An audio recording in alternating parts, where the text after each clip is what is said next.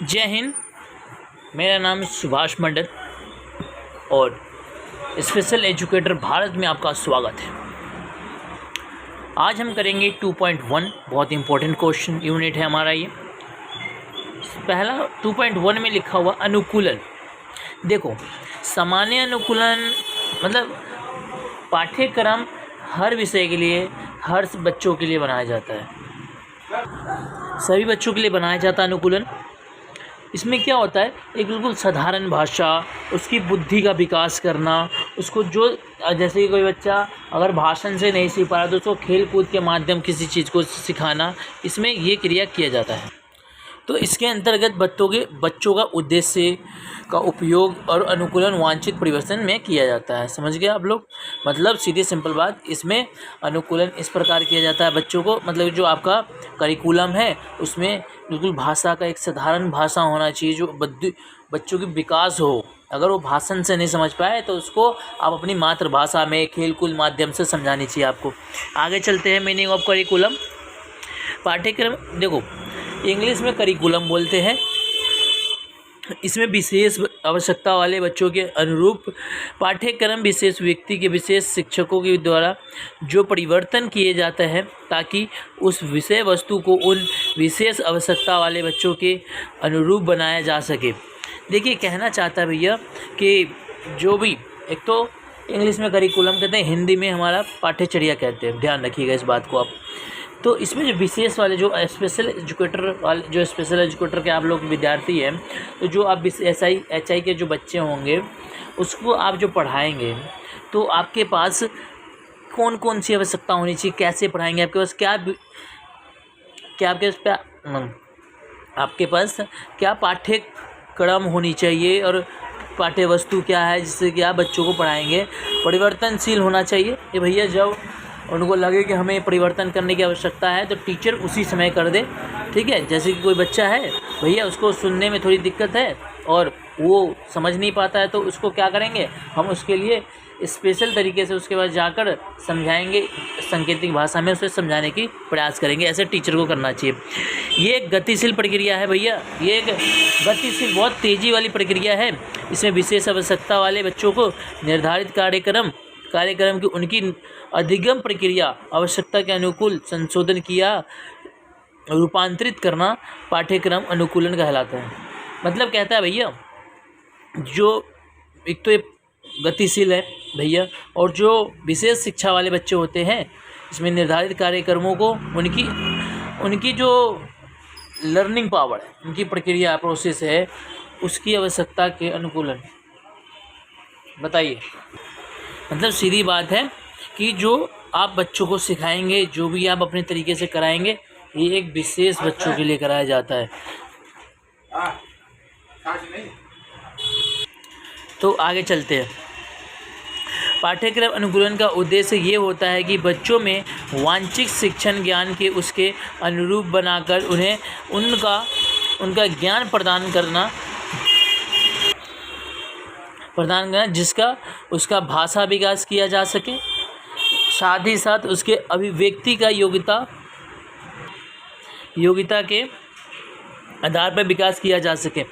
ठीक है, पाठ्यक्रम अनुकूलन का मुख्य उद्देश्य होता है विशेष विषय को बच्चों की आवश्यकता समझ के परिवर्तन कर उसका ज्ञान प्रदान करना।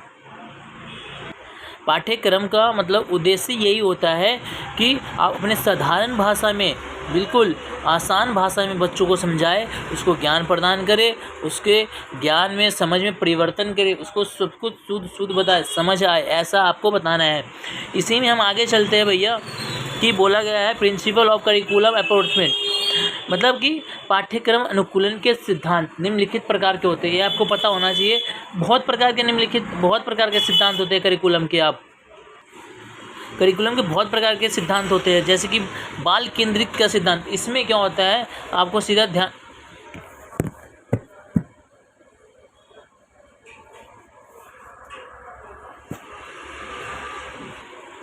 बाल केंद्रित का सिद्धांत समझते हैं। ठीक है, उसके आगे चलेंगे।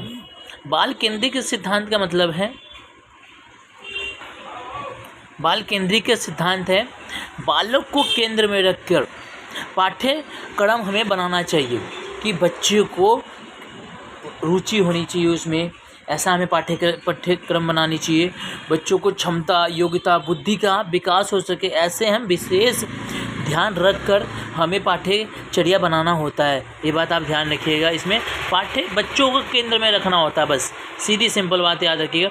और जीवन से संबंधित होने वाली सिद्धांत, देखो जीवन से संबंधित सिद्धांत होने वाले जो विद्यार्थी होते हैं, विद्यार्थी के जीवन में संबंधित विषय को पाठ्यक्रम के अंतर्गत सर्वप्रथम स्थान दिया जाना चाहिए, जिससे बालक अपने जीवन में उपयोगी सभी पहलुओं को जान सके। ऐसा आपको करिकुलम बनाना चाहिए कि बच्चों को सामाजिक और अपने समाज में जो भी रह रहा प्रक्रिया को समझ सके, ऐसा करिकुलम आपको बनाना चाहिए। सृजनात्मक शक्ति के विकास, भैया देखो जो पाठ्यक्रम होता है, पाठ्यक्रम के अनुकूलन के अंतर्गत सहपाठ्यक्रम संबंधित क्रियाओं को समावेशी किया जाना चाहिए, ताकि बालकों के विभिन्न अनुभवों के माध्यम से क्रियात्मक शक्ति का विकास हो सके। देखो कहना चाहता है जो सृजनात्मक होता है शक्ति, जैसे आप स्कूल जाते हैं तो आपके दोस्त आपके साथ पढ़ते हैं तो आप खुल के बात करते हैं, क्योंकि आपको उसकी वैल्यू पता होता है, आपको ये पता है कि उसको कितना आता है, मेरे को कितना आता है, तो आप उससे खुल के बात कर लेते हैं। तो इससे क्या होता है, जो उसके पास ज्ञान होता है वो आप सीख लेते हैं, जो आपके पास ज्ञान होता है वो सीख लेता है। इसमें यही है सृजनात्मक शक्ति के विकास में सिद्धांत है ये। इसी में आता है सभ्यता एवं संस्कृति का सिद्धांत। देखो बालकों को अपनी सभ्यता और संस्कृति का विकास होना आवश्यक है, जिसमें उसके अनेक संरक्षण एवं विकास का ज्ञान प्राप्त हो सके। ये तो आसान था ऊपर वाला। अनुभव के पूर्णता का सिद्धांत, देखो बालक को संपूर्ण विकास आवश्यक होना चाहिए। पाठ्यक्रम और सहपाठी की संबंधित क्रियाओं को शामिल किया जाना चाहिए, जिसमें उसके विभिन्न क्रियाओं के माध्यम पे अनुभव प्रदान किया जा सकता है। भैया अगर उसको अनुभव नहीं मिलेगा तो वो किस चीज़ को करेगा, कैसे? तो अनुभव कैसे आएगा उस बच्चे के अंदर? स्कूल जाएगा, अपने सहपाठियों से मिलेगा, बातचीत करेगा, तभी तो उसके पास अनुभव आएगा। आगे चलते हैं। उपयोगिता का सिद्धांत, देखिए पाठ्यक्रम में बालक को वर्तमान तथा भविष्य जीवन से संबंधित क्रिया तथा विषयों को सम्मिलित किया जाना चाहिए, जिसके माध्यम से उसका विकास हो सके। कहना चाहते हैं उपयोगिता क्या है, मतलब ऐसा हमें उपयोग उसमें डालना चाहिए बच्चों की, वर्तमान में तो काम आएगा है बल्कि भविष्य में भी काम आए। समझे बच्चों? अब आगे चलते हैं। जनतांत्रिक मूल्य के विकास का सिद्धांत, इसमें क्या होता है, पाठ्यक्रम के अंतर्गत उन विषयों को सम्मिलित किया जाना चाहिए जिसमें बालक के जनप्रति के मूल्यों के विकास का सहायता हो सके। मतलब बालक के जीवन में जो भी उसकी विकास की प्रक्रिया होती है वो उसमें मदद कर सके, ऐसे हमें करिकुलम बनाना चाहिए। संसाधन का सिद्धांत, मतलब इसमें ये होता है पाठ्यक्रम के विभिन्न विषयों के बीच संसाधन संबंध के माध्यम से शिक्षा प्रदान किया जाना चाहिए, जिससे एक विषय के द्वारा दूसरे विषय का भी ज्ञान प्रदान किया जा सके। मतलब आपको एक ऐसा करिकुलम बनाना चाहिए जैसे कि बच्चा को इस चीज़ के बारे में पूछना हो तो ऐसा नहीं कि अगर एसएसटी वाला टीचर है तो ये एसएसटी के बारे में ही ज्ञान दे, बल्कि ऐसा करिकुलम होना चाहिए कि टीचर अगर एसएसटी वाला से पूछे मैथ्स के क्वेश्चन तो वो ऐसा टीचर होना चाहिए कि उसे बता दे। ठीक है, ऐसा हमारा करिकुलम बना होना चाहिए। देखो लक्ष्यों और उद्देश्यों की प्राप्ति का सहायता का सिद्धांत, देखिए ये तो आपको पता ही है, कोई जो आप करिकुलम किस लिए बनता है, आपके लक्ष्य को प्राप्त किया जा सकता है, जो आपका उद्देश्य है, जो आपका ड्रीम बनने का आपका उद्देश्य वो बन सके। आप हमारा वीडियो क्यों देख रहे हैं? क्योंकि आपका लक्ष्य है कि आपको पेपर पास करना है, ठीक है, आपका उद्देश्य है कि आप भविष्य में आपको टीचर बनना है, इसलिए आपको ये ज़रूरी है। तो इसमें ये लिख सकते हैं भविष्य निर्माण का सिद्धांत। देखिए भविष्य में भी तो काम आएगा करिकुलम। अगर मैं किसी टीचर को बच्चों को पढ़ाता हूँ तो उसको क्या होगा, किसी बच्चों को मैंने पढ़ाया तो उसको ऐसे ज्ञान दूँ मैं जो उसको भविष्य में काम आए। जैसे कि एक बच्चा है रोड पे जा रहा है तो मैं उसको ये ज्ञान दूँ, भैया आप जब जाते हो तो राइट साइड से चलना और जब आते हो तो लेफ़्ट साइड से चलना, और जब रोड क्रॉसिंग करते हो तो बिल्कुल ध्यान से देख के करना। ये उसका जीवन भविष्य भर काम आएगा, ये उसके दिमाग में बैठ जाएगा, उसकी बुद्धि विकास होगा, जिससे वो अपने भविष्य तक सबको बताएगा लेकिन भूलेगा नहीं। इसी में आगे चलते हैं 2.3 नीडफुल करिकुलम, जिसमें प्री स्कूल लेवल समझते, प्री स्कूल जो छोटे बच्चे होते हैं। देखो, पाठ्यक्रम के अनुकूलन श्रवण बाधित बच्चों के लिए अंतर्गत आवश्यकता है, क्योंकि पाठ्यक्रम के निर्धारित सामान्य बच्चों के संपूर्ण विकास को ध्यान में रखकर किया जाना चाहिए एवं विद्यालय सतह पर उन्हें शिक्षा प्रदान किया जाना चाहिए। प्रत्येक बालक को अपने अलग अलग रुचि, क्षमता एवं योग्यता होनी चाहिए। इसके आवश्यकता पूर्ति हेतु शिक्षक द्वारा अनुकूलन किया जाता है। देखो, सीधी कहना ये चाहता है इसमें कि जो श्रवण बाधित बच्चे हैं, तो स्टार्ट करते हैं आगे। इसमें सामान्य बालक 3 प्रकार की अवस्था में विद्यालय चले जाते हैं, जबकि श्रवण बाधित बालकों की 4 से 5 वर्ष की आयु को निर्धारित किए गए हैं, जबकि सामान्य बालक 3 वर्ष के में विद्यालय चले जाते हैं, और जो विशेष बच्चे तो 6 से 7 महीने भी लगा देते हैं विद्यालय जाने में, क्योंकि इनका बुद्धि थोड़ा देर से विकास होता है। इसमें बहुत सारी दिक्कतें होती है। ठीक है बच्चों, इसमें ज्ञान ग्रहण करने की क्षमता में वृद्धि होती है, जबकि श्रवण बाधित बालकों में ज्ञान वृद्धि बहुत धीरे धीरे होता है और बहुत लंबे समय के बाद होता है। ये ध्यान रखिए, 15-20 साल हो जाता है तब उनका ज्ञान विकास होता है और बहुत धीरे धीरे होता है। इस पाठ्यक्रम के अनुकूलन में द्वारा पाठ्य वस्तु के परिवर्तन कर उसे बालक के अनुरूप बताया जाता है। देखो, इसमें सीधी सिंपल बात है कि ऐसा पाठ्यक्रम जिसमें बच्चों को समझ आए उस तरीके का, चाहे उसको खेल के माध्यम से समझ आए तो खेल के माध्यम से समझाओ, और उसको प्रैक्टिकल माध्यम से समझ आता है तो प्रैक्टिकल माध्यम से समझाओ, अगर उसको वीडियो माध्यम से समझ आता है तो वीडियो माध्यम से हमें समझाने चाहिए। इसके देखिए, भाषा सतह होता है, चिंतन सतह होता है, मूल्यांकन सतह होता है, अधिगम सतह होता है, ज्ञान सतह होता है। ये सब देखिए बहुत मेन है इसकी पॉइंट। देखिए, विशेष आवश्यकता वाले बच्चों में जो है अनुकूलन की आवश्यकता निम्न बिंदुओं द्वारा स्पष्ट किया जा सकता है। विशेष आवश्यकता वाले बच्चों की उनकी आवश्यकता के अनुकूल शिक्षा देने के अनुकूलन आवश्यक होता है। देखिए, विशेष जो बच्चा होता है उनके आवश्यकता के अनुसार उनको उनके प्रति शिक्षा देना बहुत आवश्यक होता है। शिक्षण अधिगम प्रक्रिया के आसान बनाने के लिए तथा बच्चों में सहभागिता बनाने के लिए अनुकूलन आवश्यकता होती है। ऐच्छिक शैक्षिक लक्षणों के प्राप्त करने के लिए अनुकूलन आवश्यक होता है। अनुकूलन भैया हर चीज़ में ज़रूरी है। अगर आपको करिकुलम अगर अच्छा रखना है तो अनुकूलन बिल्कुल अच्छा रखना होगा। इसी में आ जाते हैं आगे, मतलब कि बच्चा जो है पहले कैसा था, उसकी पूर्व प्राथमिक सतह का अनुकूलन, पिछला प्राथमिक सतह का अनुकूलन कैसा था। तो इसमें क्या होता है, पूर्ण प्राथमिक सतह के अनुकूलन की आवश्यकता इसलिए होगी ताकि प्रत्येक वातावरण बालक के अनुकूल बनाया जा सके। अभिभावकों द्वारा ये बताया जा सके कि उस प्रकार के घर में उन्हें विभिन्न प्रकार की औपचारिक शिक्षा प्रदान की जाती है, उसी प्रकार विद्यालय में भी उन्हीं की अनुकूलन वातावरण में शिक्षा दी जाएगी। पूर्ण प्राथमिक सतह पर विद्यालयों में बच्चों के अनुकूलन जैसे लैंग्वेज, स्पीच,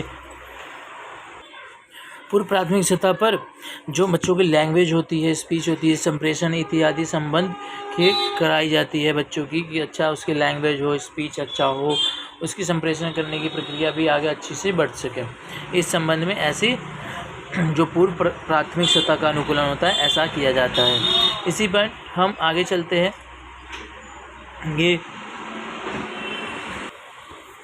अब इसमें हम आगे समझते हैं बच्चों 2.5 में क्या है, बच्चों की आवश्यकता के अनुसार अनुकूलन के शिक्षण की नीति, रणनीति क्या होता है। देखिए, पाठ्यक्रम के निर्माण करते समय सामान्य बच्चों की योग्य बच्चों की ध्यान में रखकर निर्धारित किया जाता है, और इसके पाठ्यक्रम के विशेष बच्चों को लागू करना एक सही प्रक्रिया नहीं हो सकती, क्योंकि ये पाठ्यक्रम विशेष बच्चों की भाषा के सतह, संज्ञानात्मक सतह के अनुसार नहीं होता है, जिसके कारण उन्हें शिक्षण प्राप्त करने में कठिनाई होती है। इसलिए इसलिए समस्या को दूर करने के लिए पाठ्यक्रम के अनुकूलन किया जाता है। पाठ्यक्रम के उद्देश्य परिवर्तन किया बिना पाठ के लैंग्वेज लेवल को बिल्कुल कम कर दिया जाता है कि जो विशेष बच्चे होते हैं वो समझ सके, क्योंकि उनके लिए पाठ्यक्रम नहीं बनाया जाता। पाठ्य पुस्तकों के प्रयोग की गई भाषा कठिन होती है, इसलिए जो विशेष बच्चे होते हैं समझने में उनकी कठिनाई होता है। इसलिए जो शिक्षक होता है वो अपने भाषा में, अपने मातृभाषा में उसको कन्वर्ट करके परिवर्तन करके ताकि बच्चों को बिल्कुल समझ पाए। जो श्रवण बाधित बच्चों के लिए पाठ्यक्रिया अनुकूल के बल दिव्यांग अधिनियम 1995 के तहत दिया गया था, जिसमें भाषा विकास के साथ साथ पाठ्यक्रम पुनर्रचना को मूल्यांकन प्रक्रिया पर बल देने की बात कही गई थी। पाठ्यक्रम के अनुकूलन करते समय केवल पाठ्यक्रम पुस्तक के अनुकूलन नहीं होता है, बल्कि पाठ्यक्रम के संबंधित सभी क्षेत्रों में पाठ्यक्रम अनुकूलन किया जाता है। जैसे पाठ्यचर्या शिक्षण की प्रक्रिया में अनुकूलन, शिक्षण विधि के अनुकूलन, सहपाठी के विधि के अनुकूलन, मूल्यांकन में अनुकूलन, शिक्षण सहायक में सामग्री में अनुकूलन, सब मतलब कि जितने भी इससे रिलेटिव होते हैं सभी चीज़ में इसको अनुकूलन किया जाता है। हर एक लाइन में चेंज किया जाता है, इसलिए आसान भी नहीं होता लेकिन इतना मुश्किल भी नहीं होता कि चेंज ना किया जाए।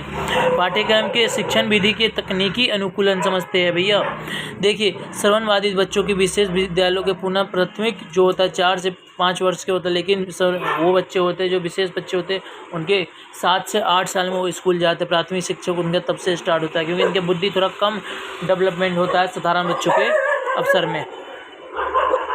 साधारण बच्चों की जो दिमाग होता है बहुत तेज़ी से डेवलपमेंट होता है और बहुत तेज़ी से आगे बढ़ता है। उनकी और संस्कृति समाज के साथ रहने बैठने का वो जल्दी समझ जाते हैं, लेकिन श्रवण जो विशेष बच्चे होते हैं वो नहीं समझ पाते हैं। इसमें ये आप ध्यान रखिएगा, इसमें लंबे चौड़े में आपको ये लिखना है कि इनको भाषा बोलने में दिक्कत होती है, इनको समझने में दिक्कत होती है, इनको जल्दी कोई समझ नहीं आता। इनकी मिश्रित विधि होती है, बहुत 3 प्रकार की विधि होती है, प्राथमिक विधि, द्वितीय विधि और तृतीय विधि, मिश्रित विधि। इसमें बच्चे को कुछ समझ नहीं पाता और बिल्कुल डेफ होता है।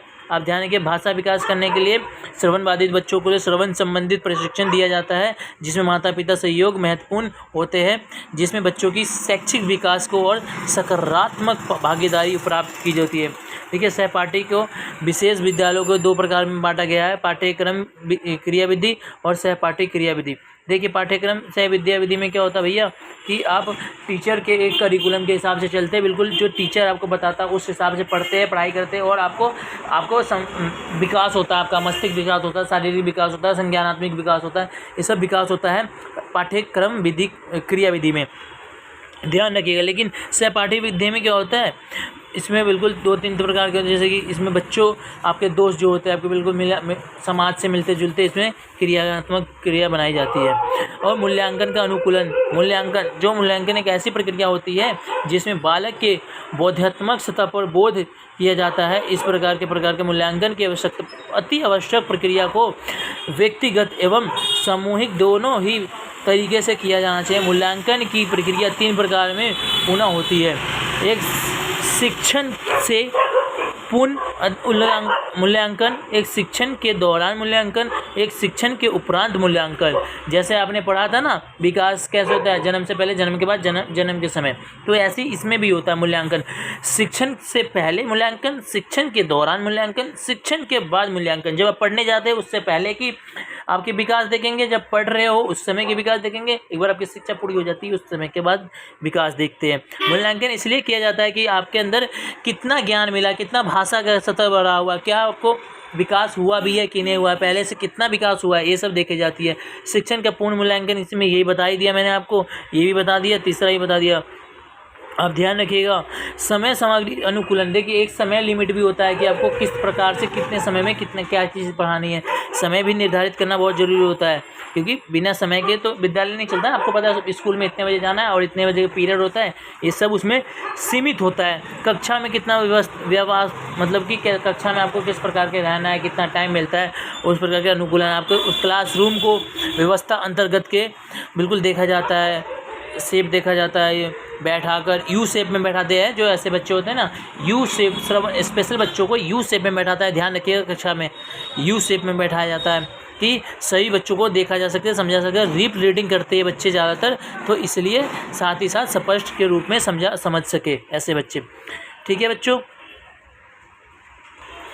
इसी में समझते हैं प्रारंभिक सतह का पाठ्यक्रम अनुकूलन। बहुत विषय ये प्राथमिक सतह का अनुकूलन एक ऐसी प्रक्रिया होती है जिसके अंतर्गत पाठ्य योजना के बच्चों में अनुकूलन अवस्था बच्चों की आवश्यकता के अनुरूप परिवर्तन कर बच्चों के अनुकूलन बनाया जा सकता है। इसके उससे पाठ्यक्रम अनुकूलन कहते हैं। प्रारंभिक सतह पर पाठ्यक्रम अनुकूलन के अंतर्गत बालक का शारीरिक, मनोवैज्ञानिक, वैज्ञानिक, सामाजिक तथा आर्थिक विकास, सभी प्रकार के विकास किए जाते हैं। बच्चों के संपूर्ण विकास होता है दृष्टिगत रखकर, और प्रारंभिक विकास इसकी की जाती है। अनुकूलन अंतर्गत बालक के प्राकृतिक वातावरण भी इसको बहुत निर्भर करता है। अंतर्गत अगर आपको अच्छा वातावरण मिलेगा तभी आप जाके अच्छा चीज़ें सीख पाएंगे। ये नहीं कि मैं आपको स्कूल में आपने अच्छा चीज़ सीखा, लेकिन घर जाके आपके घरों में गालियाँ चल रही है, मार पिटाई चल रही है, तो आपकी वातावरण सही नहीं है, तो आपकी जो विकास है आपको जल्दी डेवलपमेंट नहीं होगी लेकिन समय लगाएगी डेवलपमेंट करने में। तो आपको वातावरण बहुत निर्भर करता है, आपके माता पिता, आपकी समाज कैसा है, वो मतलब कि सीधी सिंपल बात है, वातावरण विकास पे बहुत भारी निर्भर करती है भैया, जिससे वह समाज के अपना योगदान दे सके, मतलब कि अपने देश के लिए योगदान दे सके। अगर अच्छा बच्चा होगा, जैसे हमारे नरेंद्र मोदी जी है, उनको अच्छा शिक्षा मिला, जो आज हमारे देश के प्रधानमंत्री बने हुए हैं, तो अगर उनको अगर आज वातावरण सही नहीं मिले होते तो आज हमारे देश के प्रधानमंत्री नहीं होते, कोई और होता। और इसीलिए वातावरण बहुत निर्भर करता है बच्चे की विकास पे। बच्चों के विकास बहुत ज़रूरी है। अगर उनका विकास सही प्रकार से नहीं होता है, वातावरण अगर अच्छा नहीं रहेगा तो बहुत दिक्कत हो जाएगा। ठीक है, बस मेरा इतना ही मोटिवेशन था। मैं पूरा कोशिश किया हूँ आपको समझाने का। और जय हिंद, जय भारत। अगर वीडियो आपको अच्छा लगा हो तो सब्सक्राइब कीजिएगा और शेयर कीजिएगा जितने भी आपके ग्रुप है उतने में, क्योंकि आप जितना शेयर करेंगे आपको उतना ही मेरे को मोटिवेशन मिलता है, और मैं और से ज़्यादा और वीडियो बनाऊँ। और आपका सपोर्ट मुझे बहुत ज़रूरी है। धन्यवाद, आपको मैं शुक्रिया करता हूँ। मेरा नाम